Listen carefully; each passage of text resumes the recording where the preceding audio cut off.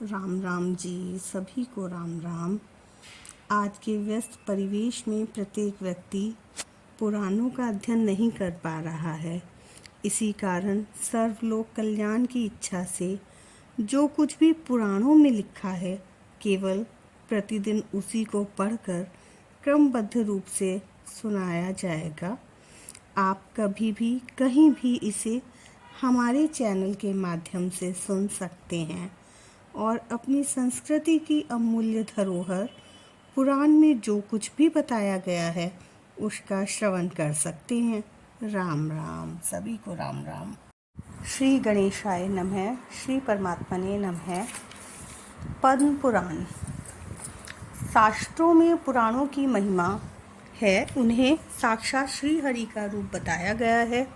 जिस प्रकार संपूर्ण जगत को आलोकित करने के लिए भगवान सूर्य रूप में प्रकट होकर हमारे बाहरी अंधकार को नष्ट करते हैं, उसी प्रकार हमारे हृदय अंधकार अर्थात भीतरी अंधकार को दूर करने के लिए श्री हरि ही पुराण विग्रह धारण करते हैं। जिस प्रकार त्रैवर्णिकों के लिए वेदों का स्वाध्याय नित्य करने की विधि है, उसी प्रकार पुराणों का श्रवण भी सबको नित्य करना चाहिए। पुराण शृण्वन्ति नित्यम। पुराणों में अर्थ, धर्म, काम, मोक्ष चारों का बहुत ही सुंदर निरूपण हुआ है और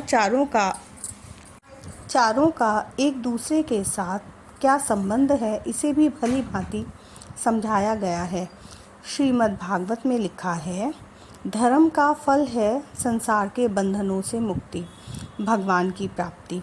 उससे यदि कुछ सांसारिक संपत्ति उपार्जन कर ली तो यह उसकी कोई सफलता नहीं है।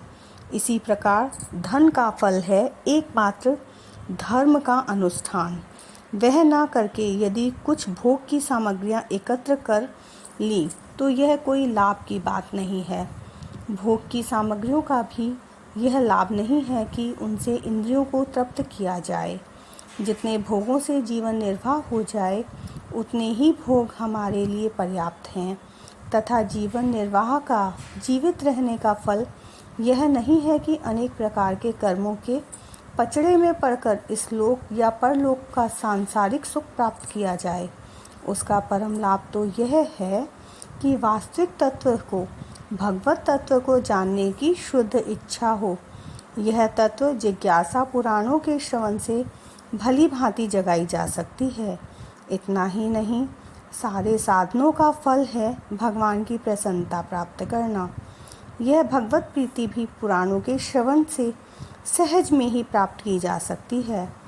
पद्म पुराण में लिखा है, इसलिए यदि भगवान को प्रसन्न करने का मन में संकल्प हो तो सभी मनुष्यों को निरंतर श्री कृष्ण के अंगभूत पुराणों का श्रवण करना चाहिए।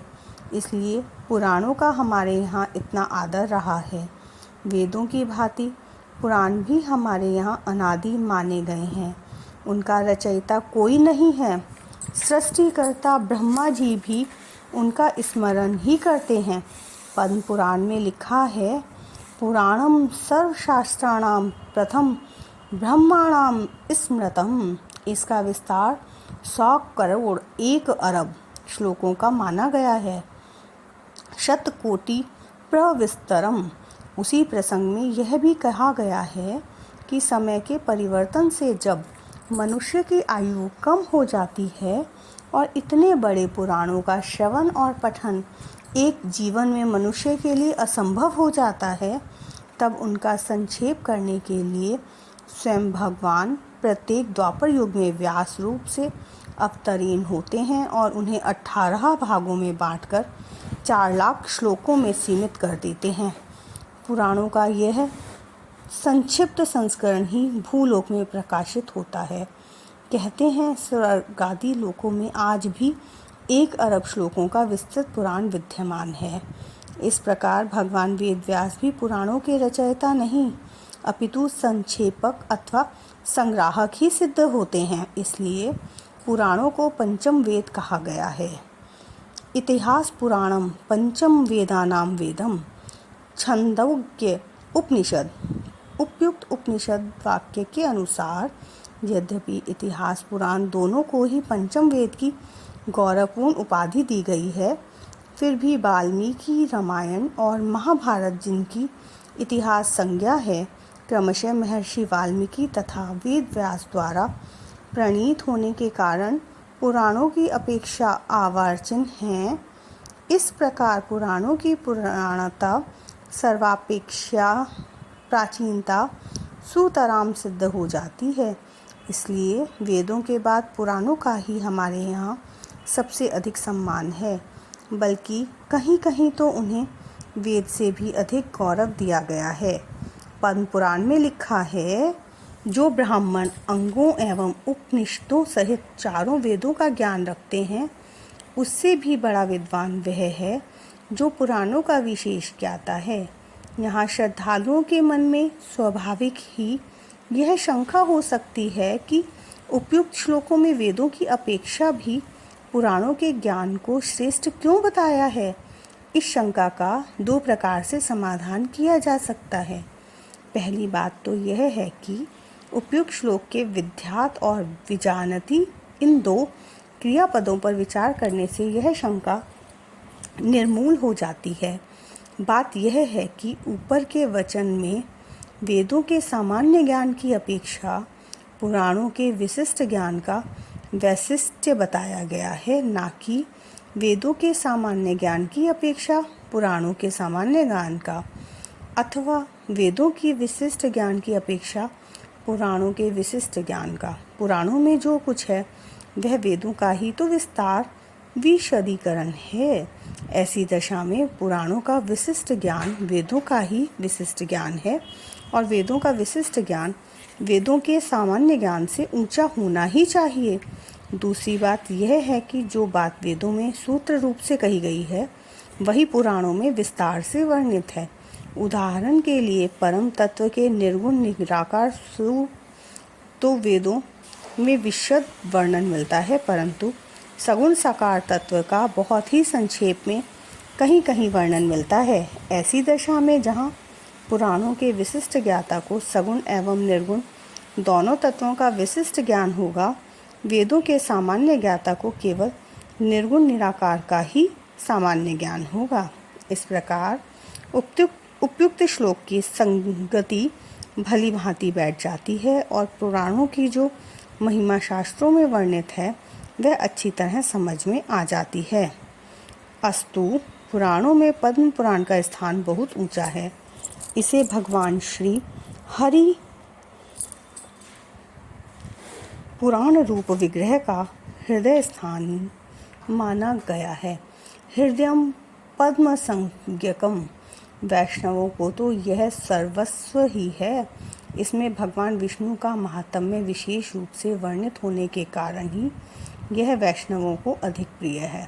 परंतु पद्म पुराण के अनुसार सर्वोपरि देवता भगवान विष्णु होने पर भी उनका ब्रह्मा जी तथा भगवान शंकर के साथ अभेद प्रतिपादित हुआ है।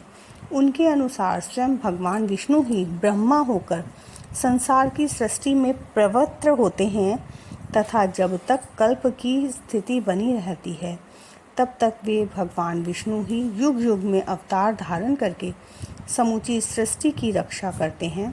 पुनः कल्प का अंत होने पर वे ही अपना तम प्रधान रुद्र रूप प्रकट करते हैं और अत्यंत भयानक आकार धारण करके संपूर्ण प्राणियों का संहार करते हैं।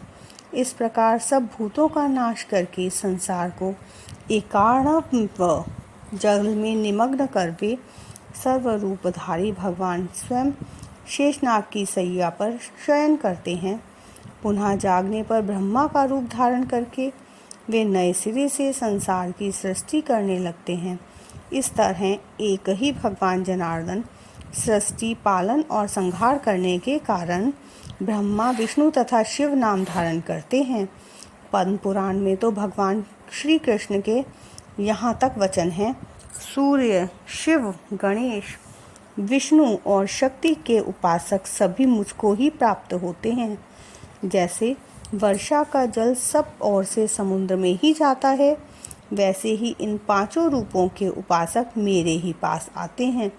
वस्तुतः मैं एक ही हूँ, लीला के अनुसार विभिन्न नाम धारण कर 5 रूपों में प्रकट हूँ। जैसे एक ही देवदत्त नामक व्यक्ति पुत्र, पिता आदि अनेक नामों से पुकारा जाता है, वैसे ही मुझको भिन्न भिन्न नामों से पुकारते हैं। ऐसी ही बातें अन्य पुराणों में भी पाई जाती हैं। वैष्णव पुराणों में शिव और ब्रह्मा जी को विष्णु से तथा शैव पुराणों में भगवान विष्णु एवं ब्रह्मा जी को शंकर जी से अभिन्न माना गया है। अतएव जो लोग पुराणों में सांप्रदायिकता का गंध पाते हैं, वे वास्तव में भूल करते हैं। यही प्रमाणित होता है। जय श्री कृष्णा, जय श्री राधे।